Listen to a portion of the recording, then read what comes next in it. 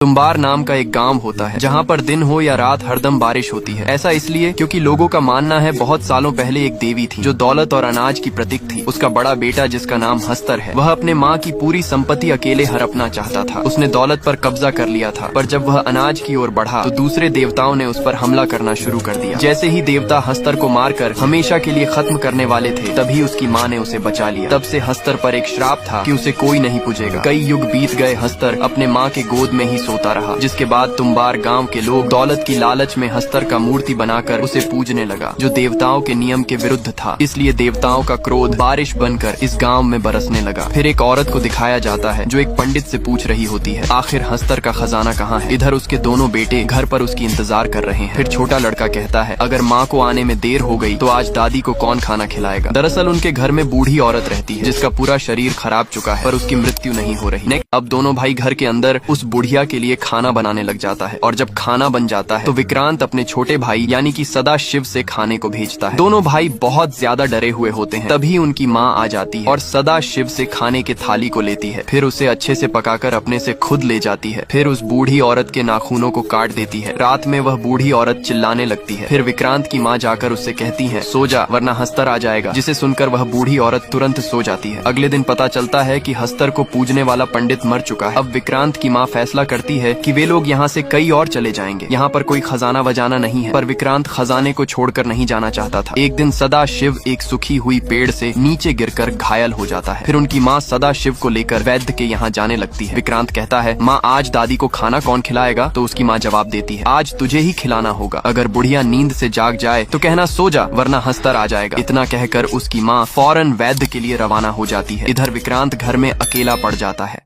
अब विक्रांत घर पर अकेला होता है। वह दादी के लिए खाना बनाने की तैयारी करने लगता है। तभी दादी जाग जाती है और गुणगुणाकर गाना गाने लगती है, जिसे सुनकर विक्रांत की हालत खराब हो जाता है। फिर विक्रांत को खजाने की लालच देकर दादी अपने पास बुला लेती है। विक्रांत कहता है, बताओ खजाना कहाँ है। लेकिन उसकी दादी कहती है, पहले खाना लेकर आ, नहीं तो मैं तुझे ही खा जाऊंगी। अब विक्रांत बहुत घबरा जाता है और अपनी माँ की कही हुई बात याद करने लग जाता है, पर उसे ठीक से याद ही नहीं आता है। तभी उसकी दादी आकर उसके पैर पर एक जंजीर लगा देता है और फिर उसे खींचकर अपने साथ ले जाने लगती है। फिर जैसे ही उसकी दादी उसे मारने वाली थी, तभी विक्रांत कह देता है, सो जा वरना हस्तर आ जाएगा। इसे सुनते ही वह सो जाती है। इधर उसकी माँ रोते हुए घर वापस आ जाती है, क्योंकि सदा शिव की रास्ते में ही मौत हो चुकी है। अगले दिन सुबह ही वे दोनों तुम्बार गांव छोड़कर जाने लगते हैं, लेकिन विक्रांत वहां से नहीं जाना चाहता है और अपनी माँ से कहता है, अगर दादी को खाना नहीं देंगे तो वह जरूर बता देगी खजाना कहाँ पर है। पर उसकी माँ वापस जाने से सख्त मना कर देती है और विक्रांत से एक वादा करने को कहती है कि आज के बाद तू कभी इस तुम्बार गाँव में लौट कर नहीं आएगा। अब विक्रांत 15 साल बाद फिर से अपने गांव तुम्बार आता है। वह खजाना